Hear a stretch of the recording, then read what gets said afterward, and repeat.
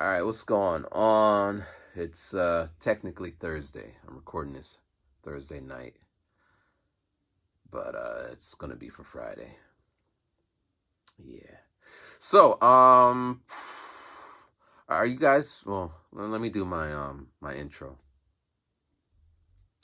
It's another Friday, I'm happy for that. Before we chat, I'ma give y'all the recap. I was working in Japan and I take care of my sick dad. Cause in January of this year, my mom passed. Don't know when I'll return back. Time will discern that. Of course, I miss Tokyo, my home. No cap. I think I answered all the questions that the folks at who watch my videos and wonder why your boy's back. All right. So, are you guys familiar with the sandwich technique? It's usually used when you're giving bad news. I think to bosses, to their subordinates. So the first layer would be something positive, then the middle side would be like the negative or the thing that you want to talk to them about, and then you end on a positive note. It works when it's sincere. I once had a manager who said, "Yeah, Matthew, you're really cool," and then he just hit me with all this, "But you suck, suck, suck, suck, suck." And then he's like, "And you have a nice tie." I was like, wow. At least he tried. So I'm going to try to use that one. So I'll start on a positive note.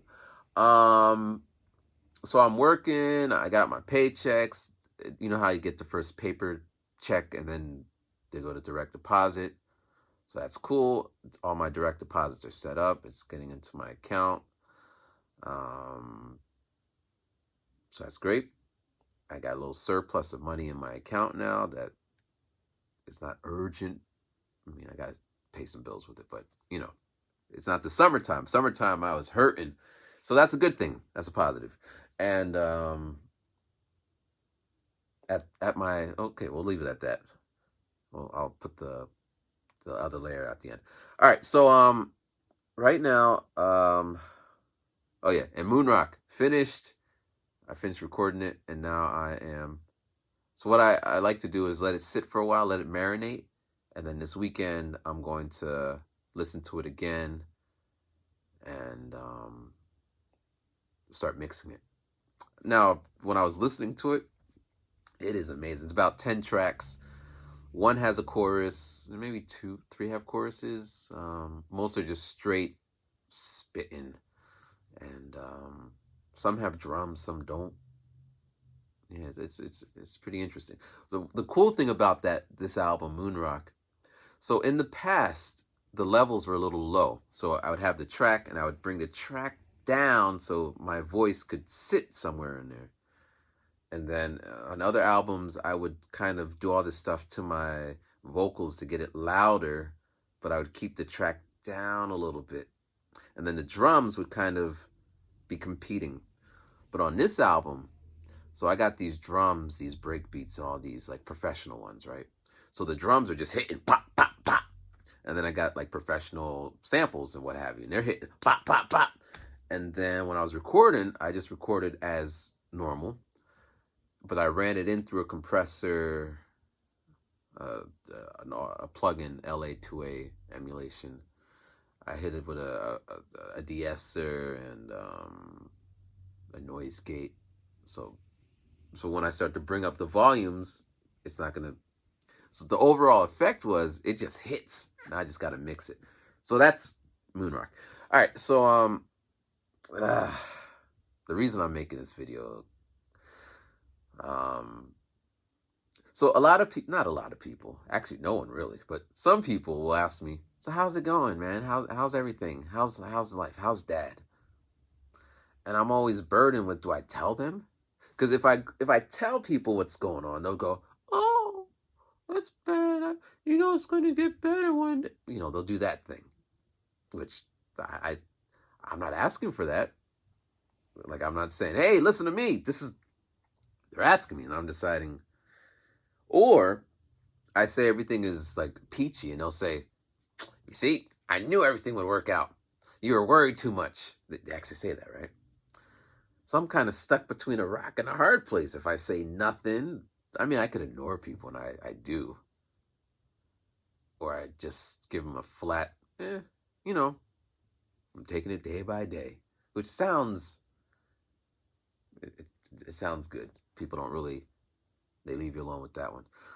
But the thing is, I make these videos. I'm literally like throughout the summer and now every Friday I'll be, giving updates. If anyone ever wanted to know what's going on with me, watch the video. Now I know it's a video and people are busy and it's not like, and then the people who do watch the videos, they're people kind of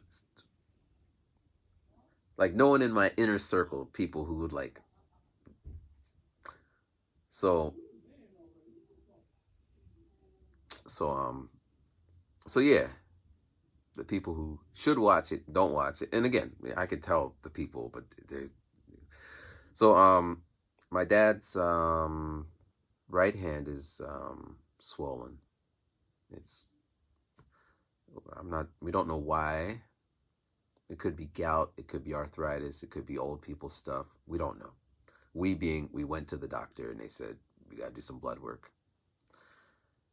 This was like 2 weeks now, 3 weeks. And this happened before when I was in Japan, and it comes and it goes, comes and goes, but it doesn't seem to be going. And in my house, we don't do medicine. You'd have to have your head like rolling on the floor, detached from your body, before you even consider medicine. And even then, it wouldn't be the first go-to thing. So just suck it out, suck it up. Like when I got my extractions for my wisdom tooth, they gave me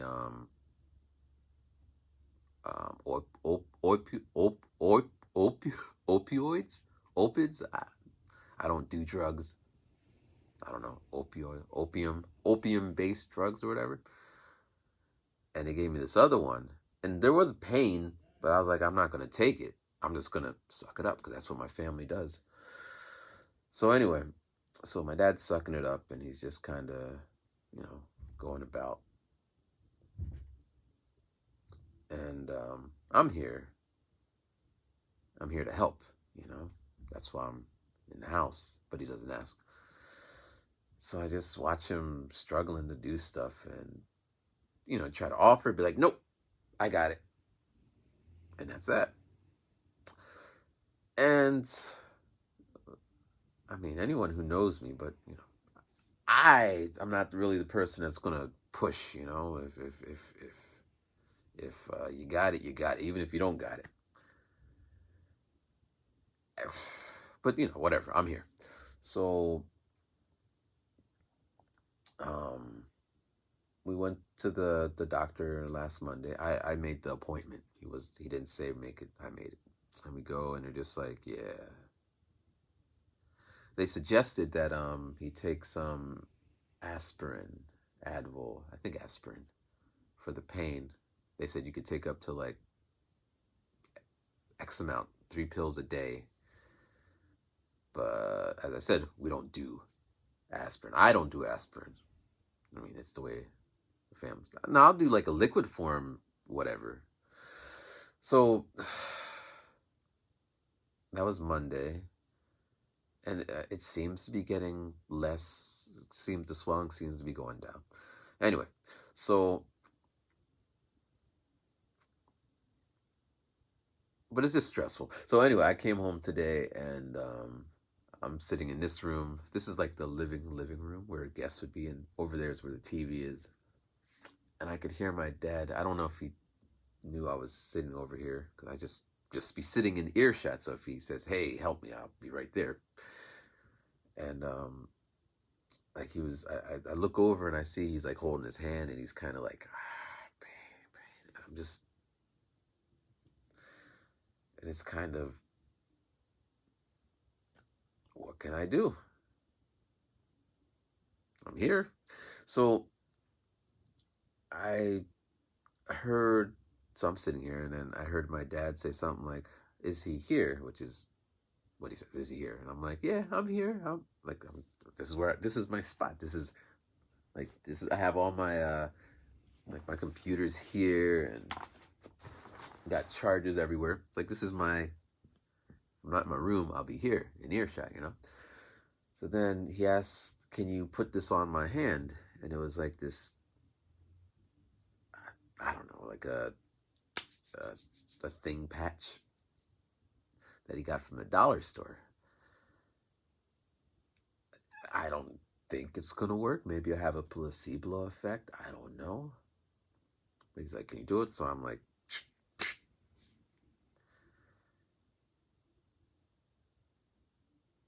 but the Advil would work.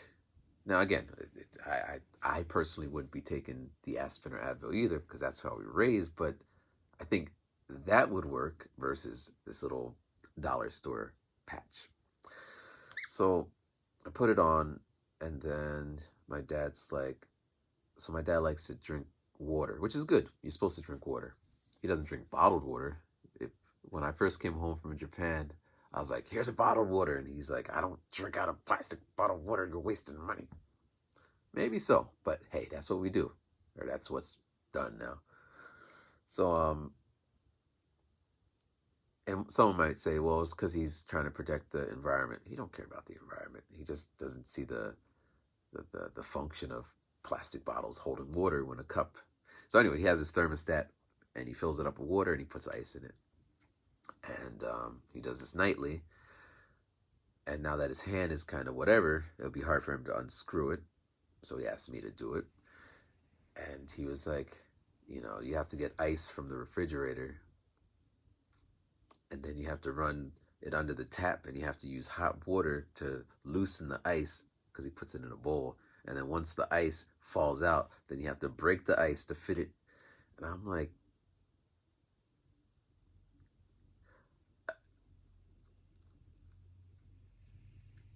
now, if I were to say, I know, or if I was to say, you already explained this, or I would get yelled at to the point where it'd be something like, if you don't want to help me, I'll do it myself. Like this kind of, so I'm stuck. I can't, if I say, so I just have to, okay.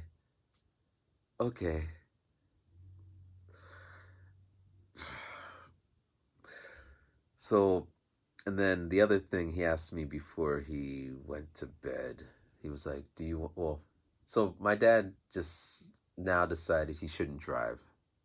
He shouldn't have been driving for like 3, 4, 6 months, but he paid his insurance.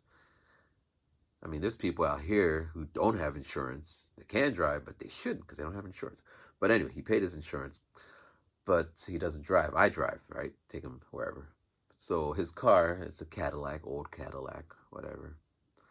And it's like all metal. So yesterday I took him to the bank, and then I took him to the liquor store, and you didn't hear that from me. And then when I backed up, I bumped into this car that was like, I was in a parking spot on the street, and he was just kind of on the yellow part. So I didn't think anybody would park there. So when I was backing up, boom, and then he comes out the car and he's like, I'm just like, why?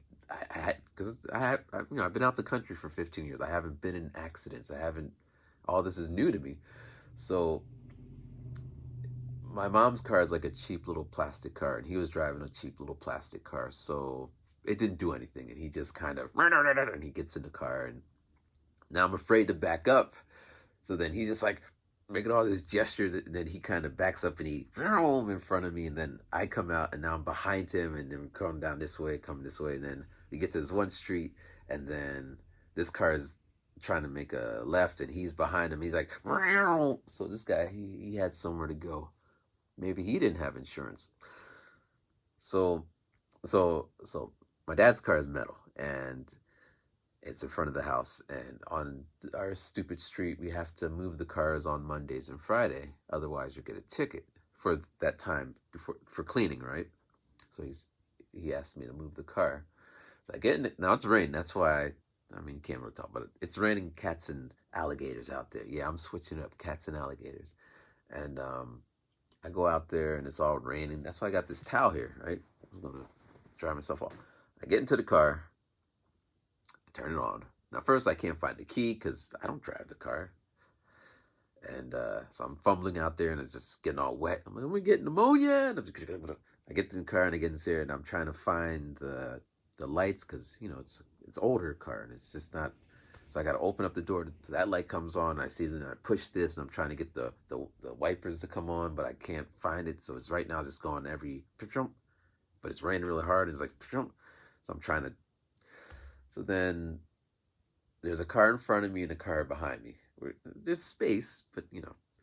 So I put I find the key. I put it in there, and immediately the car starts moving forward before anything. So I'm on the gas. I put it in reverse. It still moves forward. I put a little gas. It comes back a little bit. And I'm trying to, and I go forward. And then, so now, so my mom's car, I think I was talking about this before, but my mom's car doesn't move. So you could be there, and then when you push reverse, it goes back. But this car, it just moves by itself. And it's just kind of, so I'm inching closer and closer to this car in front of us. And I don't want to hit it because it's a metal car and it's going to be like, so I get out the car and I'm like, oh wait, I got a lot of space. But then I'm back in the car and I don't drive the car so often. I think since I've been home, I must have driven it 3 times. And that's only to move it to the other side once we went to get gas in it.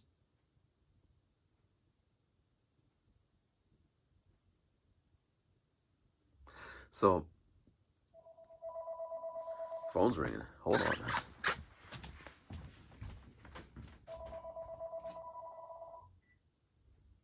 Hello? Speaking.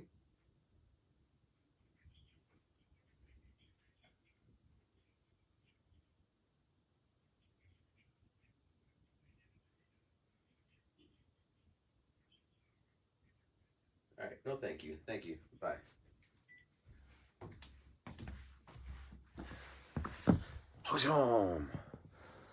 Robot calls. I feel bad. Usually I don't be so abrupt with them, but they know I'm here now. Anyway. So yeah. So I couldn't, because it's getting closer and closer. So I just got out the car, and hopefully in the morning, or I'll just sit down here until the car moves in front of me, or I like stuff like the car doesn't even need to be there because no one's driving it. But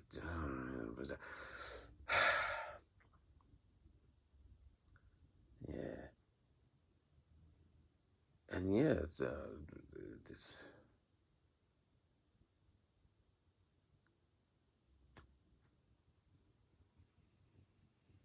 yeah. So yeah, this part of this is just I don't know how to put, I don't know where to put it. It's not the worst situation, and it's kind of comical, I guess. Ha ha, we could laugh about it. But ideal, I mean, I guess it boils down to I mean, there's other stuff, but you know me, I'm not going to be putting all that out there because, you know. But it's just, like, I guess I have a sense of detachment. Like right now, I don't live in Japan. I am not worried about Japan. Like, you know, that's just the circle things. So in the circle, you can control what's in the circle. That's your emotions, your feeling, how you deal with stuff. Then on the outer side, you may have some influence on other things. And in that third circle, you can't control the weather. You can't control how other people think, feel, or whatever. So that third, I really don't spend too much time. I don't spend any time. It happens, and like in my album, I make some strong statements. I say, you know, I thought this, but I guess it's not that. So we don't got to worry about anything else. I mean, that theme keeps popping up. Because, you know, whatever. I'm not going to, I wonder why that person didn't do this or that. I mean, we're all adults, and we all make our decisions. So that third circle, I'm not really worried. And anybody who ever, like, gets into that third circle, you know, whatever. Second circle, you know, and control myself. So I'm just, as I said, taking it day by day and keeping active within what I can do. So I guess that would be the meat, and now we can go into like the bottom part. So I have 3 minutes left on my Louis Armstrong audiobook. I might save it for tomorrow to finish it, or maybe I might finish it tonight to start my next book tomorrow. I don't know. We'll see. But it's crazy because I don't know his music. In fact, when I read Rakim's audiobook, I didn't know his music either. I kind of like it that way. I don't just pick random artists. I don't know much about them, but the story, and the stories are always the same. It's like people help these people get to where they got to. They didn't just kind of drop out of the sky, but also their skill set is different. Like Armstrong, he lived through like slavery. Well, he came out like the 1900s. So slavery was abolished. Maybe he was a second generation, so 1900s. So he was singing like racist songs and smiling and cooning and Uncle Tommen. But that's how he was able to, like, he just did it. Like, he wasn't stupid. I wasn't around, but there was, of course I was around, it's 1900. But there was he was down in, I forget where, but like in a racist southern state. And the day before, the week before, the police arrested him. And then the promoter bailed his band out. Now he's on stage. He's like, I like to dedicate this song to the police. And then in the song, he was using so much slang, but he was saying, I'm going to get you, sucker, you stupid. The police, they didn't understand it. And at the end of the show, they're just like, oh, thank you so much for dedicating this song. But all the black people and all the people who knew was like, wow, that's some slick shit. So, but just that mindset. Like, I personally couldn't do it. Well, we have our lines that we draw, like in Japan, there was this, I met this, I forget how I met them. I remember how I met them. I did a little movie, a small movie, and then someone recommended me to do some work for some guy in Malaysia. And we were in Shibuya, and they're like, all right, so you're going to walk across the street, and I want you to be angry looking. But this is usually my face. It confuses people because they're like, why do you look like that? You always... But they wanted me to be angry and rap. But I don't rap angry unless I was really mad. But I'm not mad, and I don't... And we kept doing the takes. Like, I was standing next to this little Asian girl, and they wanted me to be like this menacing black guy. I couldn't do it. And after like 4 takes, like, I'm not doing that. You get this, but you're not getting what you're... And we never worked together after that. They just never called me. And that's kind of my thing. Like, I don't budge so much. I do what I do, and if you like that, we're great. But if you want me to... Like, I think I told this story. When I was on TV with my friends, they wanted me to write out my freestyle. And I was like, it's a freestyle. That's what I'm here for. And they're like, no, you got to write it out. And I was like, hey, I don't got to do this. I will go home right now. My friend's like, nah, come on, it's TV. I'm like, nah, man, they're going to eat. So they ended up compromising by putting in subtitles, he's going to freestyle. Freestyle means this. So that's me. I am stubborn. I'm focused now. I'm going to do what I'm going to do. And that doesn't always work. I know that. But it keeps me, other people need other people to do stuff. Like, yeah, I would go here, but I had no one to go with, so I didn't go. Like, I hear that story a lot. Or, I would make a podcast, but I need someone to podcast with me. Now, don't get me wrong. It is easier to do stuff with people. When I did my podcast, way before everyone else was doing a podcast, but when I did mine, it was just me. I had to figure out how to get on iTunes, which is easy now, and it was probably easy, but I had to buy this and buy that. I didn't know how to see if people are listening to it. All that by yourself always sucks. When if there's a group of people, you can kind of delegate or at least go together. But I need to get shit done. Like imagine the reason I do music is because I never had someone to record me or do it. Anyway, so just reading a book or listening about Armstrong or Ellington or Dilla or the other books are they had this kind of thing going on. And I'm 41, so I still got years. Maybe I will meet somebody who will compliment me. So then, because I spent a lot of time saying, yeah, I'm gonna do X, and then this whole crowd of people are like, why don't you try this and why don't you do this? And it's just no. Why don't you?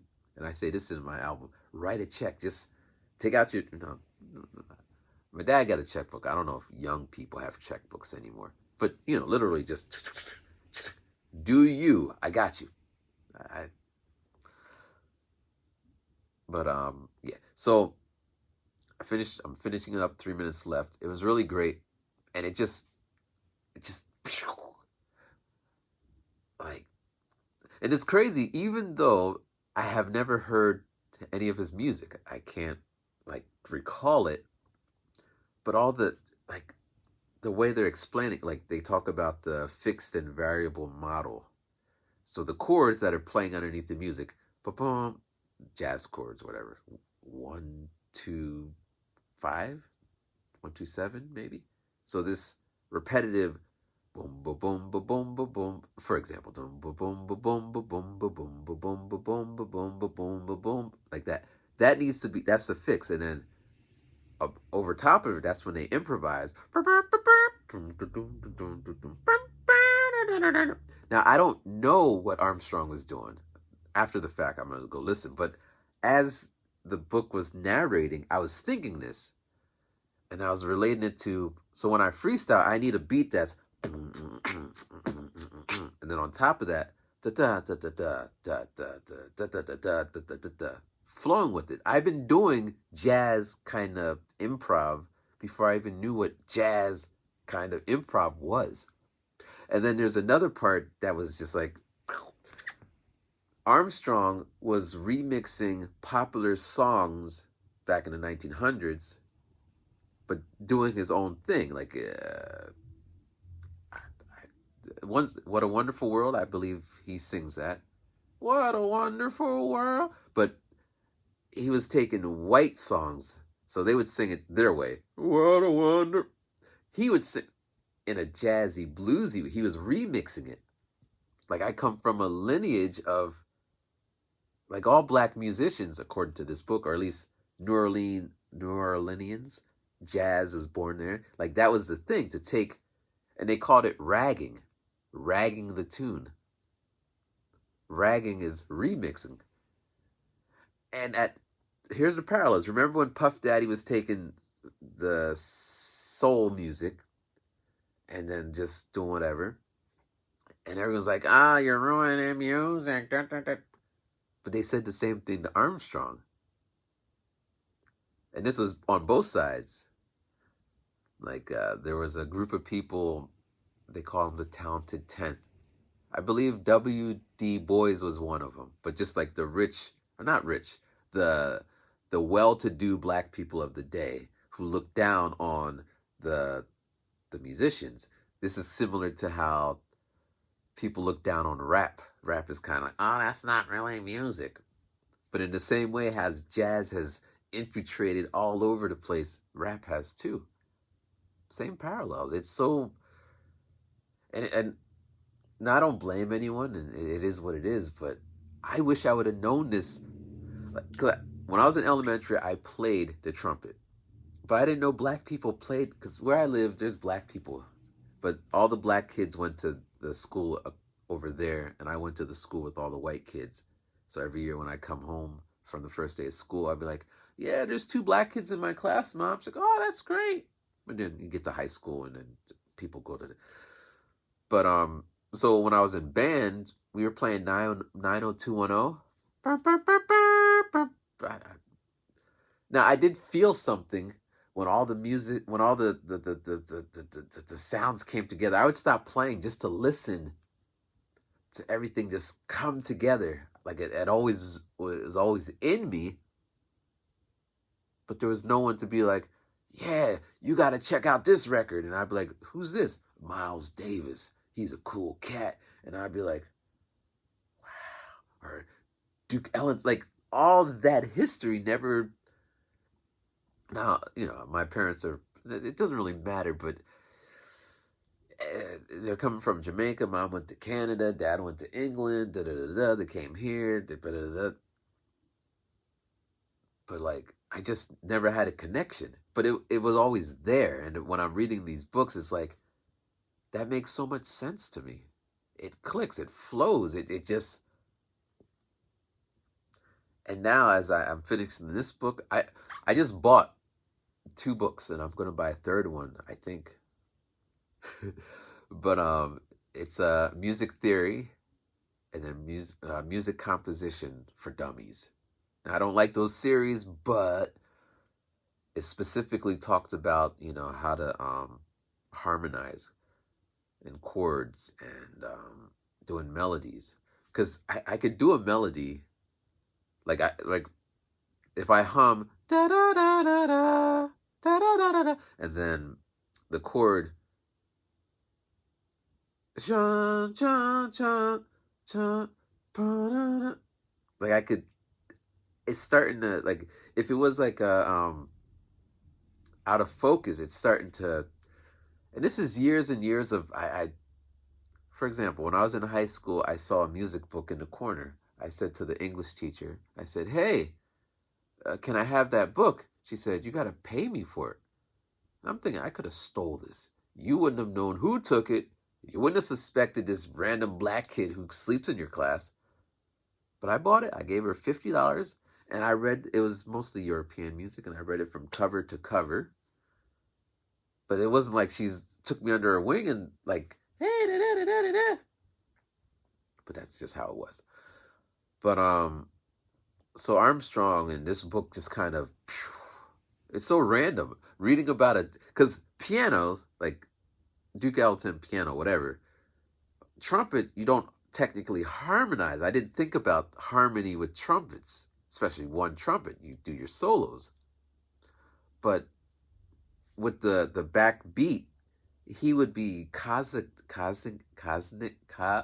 he'd be aware. Kazian, he would be aware of what's going on there, and when he would play his, but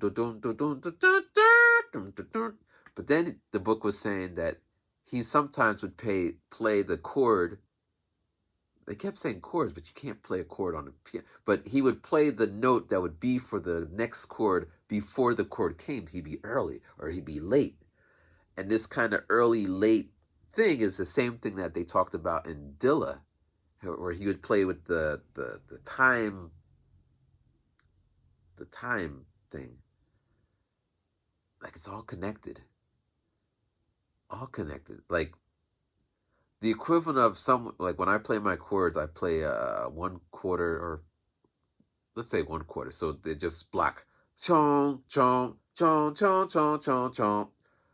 But that's boring. Similar to way when people start rapping, they rap dirt dirt dirt dirt dirt dirt, but they don't have the flow. I need to get the flow with the chords, which I'm slowly, because what I'm hearing in my head is this dun dun bum bum bum bum bum bum.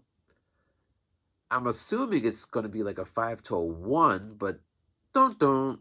It doesn't sound what I'm hearing, so I'm hoping these books will. So yeah, that's what's going on. And I would take lessons because now I have some money, but I can't really leave this house for long extended outside of work. So I'm going to do what I can do. And I got all these apps.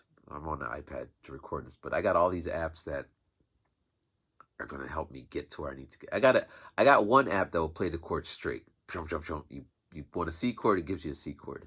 I got another app that randomly just gives you random chords by the complexity of how you want them.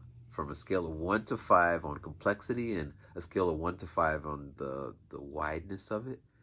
So some we sound like and others we sound like and I just, oh, that sounds good. I got AI generated chords. I'll just spit out a couple of chords for you, and then I got a whole bunch of stuff. And now that I'm kind of understanding the theory behind it, and then I got all these chord packs, and then I listen to them, and my mistake when I first got it is, what the hell do I do with it? But to treat the chords as samples. Dun, dun, dun. All right, I want this dun, and I want this dun. And then I just cut out the rest, and I get that dun, dun. And I put the drum. Like that. And it never fails because it'd be all pretty simple. But then on top of that, that's when the horn part. And I got horns that sound like horns, but yeah. So that's the last layer of the sandwich. But or at least, and then I guess a little size, maybe a little layer with this model that I'm using. It's just a sandwich, but what goes good with sandwich? Chips. So this is the chip side. So at work, we had a meeting, right, with the principal and the other people in my program, I was hired through an agency, so the people are responsible for paying me, and then the other people in the school, there's like 4 or 5 of us, and we are all in a room, and they want to get our feelings, and I'm sitting there like, I don't want to rock the boat, so I'm just sitting there, and everyone's like, da-da-da-da-da. And I'm like, the problem is not that. It's the kids. The teachers spend, like, there's a 5th grade and a 6th grade, and I was bouncing between them. So in the 5th grade, the teacher will spend so much time just saying, sit in your seat, sit in your seat. I don't know why you guys can't sit in your seat. What are you, babies? And she'll just say that for like 30 minutes. Or she'll hear some talking like, I hear talking. You guys are being noisy. No, you're being noisy. I mean, they're talking, but... And then she says, if you're not part of the problem, don't be a part of the problem, be part of the solution. You be part of the solution. Model the behavior that you want the kids to have. But she doesn't do that. And then when the kids go off to like music class or whatever, she's just sitting there. Like today, I went in there and I was like, hey, do you need me to copy anything? She's like, I'm so upset. They don't got their books yet. They're missing 12. And now I got to copy all these papers. I'm like, no, I will copy the papers because I'm here and I'm an able body. She's like, no, I'll do it. I got to copy. Like, she just wants to be. And I find this throughout the people I'm encountering back here. They want to be in pain and misery. Like, for what? Like, yeah, the situation. So anyway, then in the other class, 6th grade, I told them, and the meeting was basically, yeah, this school is kind of fucked up. They didn't say fucked up, but they just said there's some problems, so just do what you can. Or maybe we could pull you. And I was like, oh, no, don't pull me from anything. Because they might mess with my hours and this, because I would say, because today, so basically that meeting is just do what you can do to help. Now, what I was trained to do is take my computer, have kids come and then do some computer work with their reading. But and I was concerned that since I'm not doing the job they hired me to do, because we did like 30 hours of training on using this computer thing, and they have never brought up computer.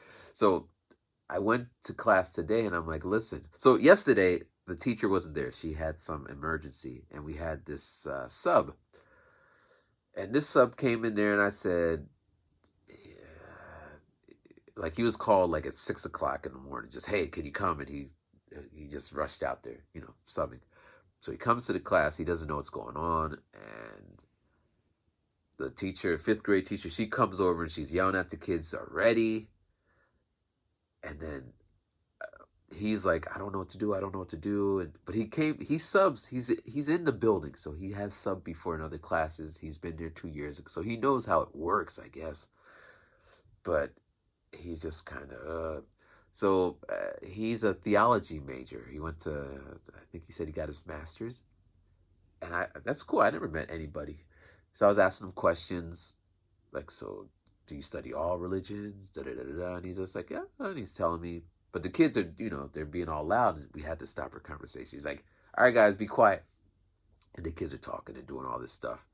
Now the kids were rude because that's how they are. And he comes in there and he's just kind of like, he's trying to talk to them. He's like, listen, guys, we're going to have an easy day. Just relax. You don't got to just relax. And the kids relax. They start talking and doing stuff. And he's like, all right, listen. And he yell at them, and then it's just this kind of, and at one point he's like, he pulls out his phone. He's like, I will call the principal now. Do you want me to call the principal? Like, no. And then it comes back up. He's like, all right, everyone breathe.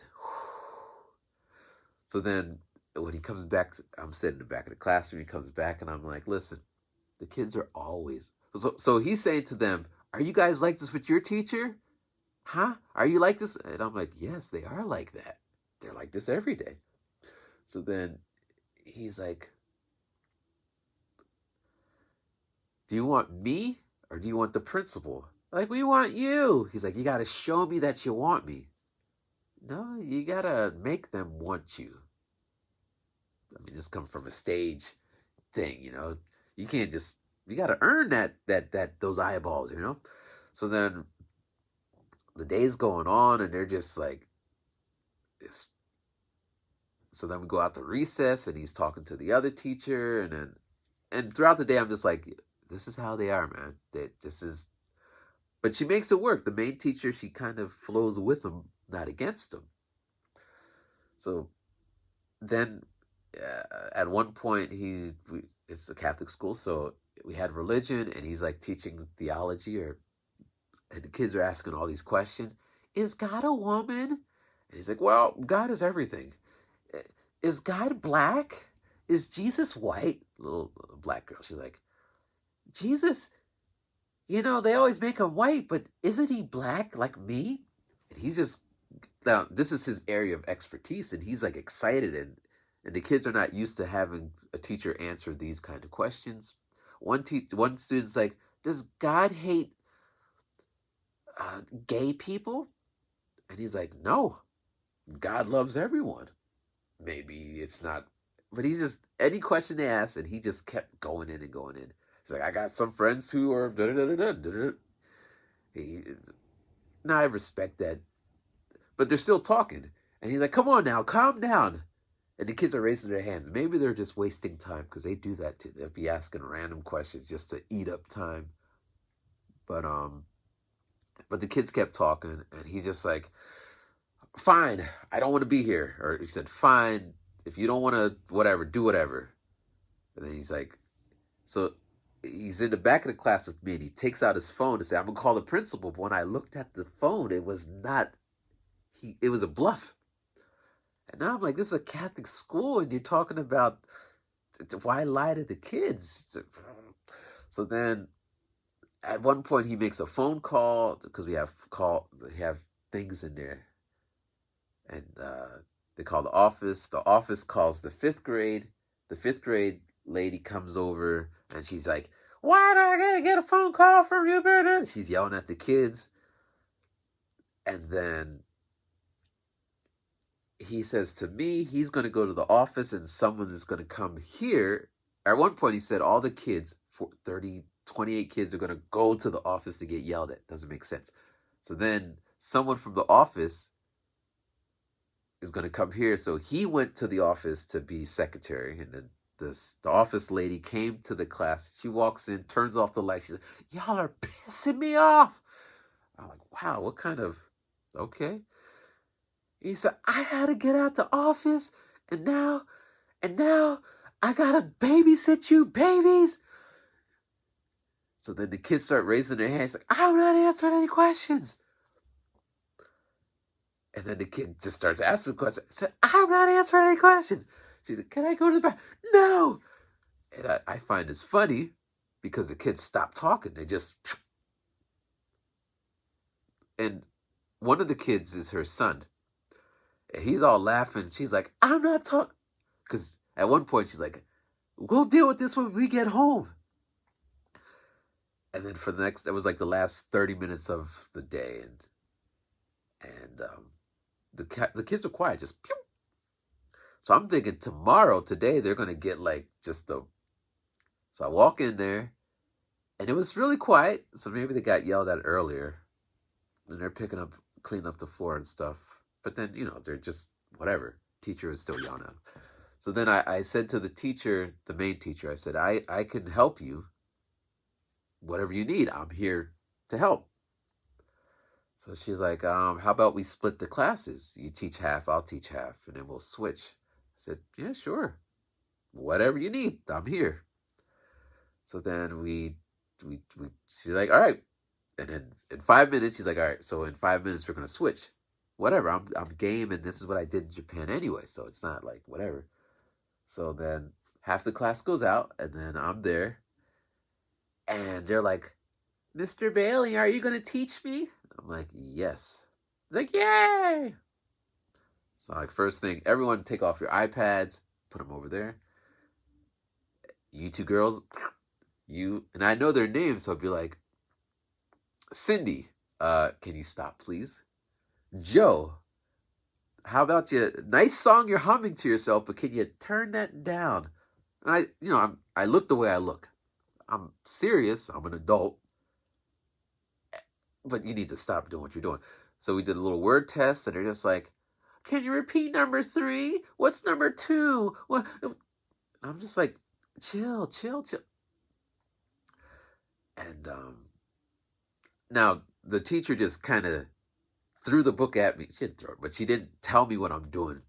So at one point, I'm just like, and they're like, we usually do this after that. And I'm like, okay. And then I tried to do a game like I would do in Japan, and it kind of went okay. She came in like, are you okay? I'm like, yeah, we're good. And like it was cool. Like they were like, I feel like the teacher who came, the sub, did not show the kids respect. Like, I'm the teacher, you're the student, so you're going to be quiet.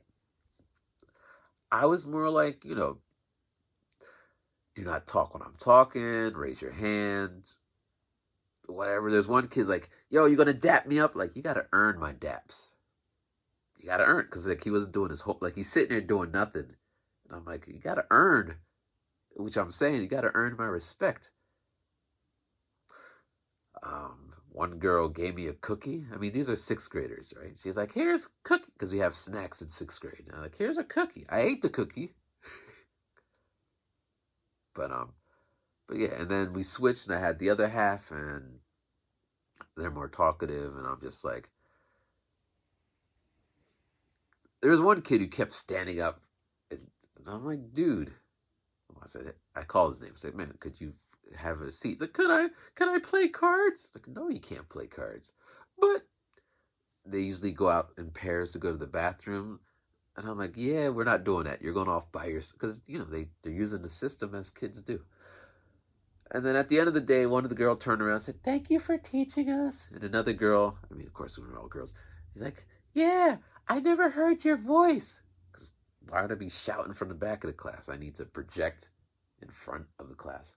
But it was nice. And it made the day go faster because, sitting in the back of the class doing music stuff drags on. But here I could interact with the kids, and then I was handing out papers, and I was able to put it on the desks of the kids because I know their faces and what have you.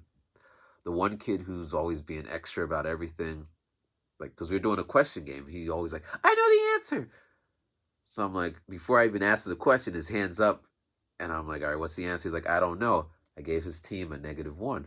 Because you got to train them in kind of, there's a time, or the one person, one student would be like, and one time when I was at and it'll take like a good 5 minutes for her to share her story that is related, but it's not necessary. And I'm like, can you keep all your stories to the end of like the vocabulary? So hopefully we do more like this switching, and it'll take the pressure off the teacher. I'm 6th grade. I would like to do the same thing for 5th grade, but she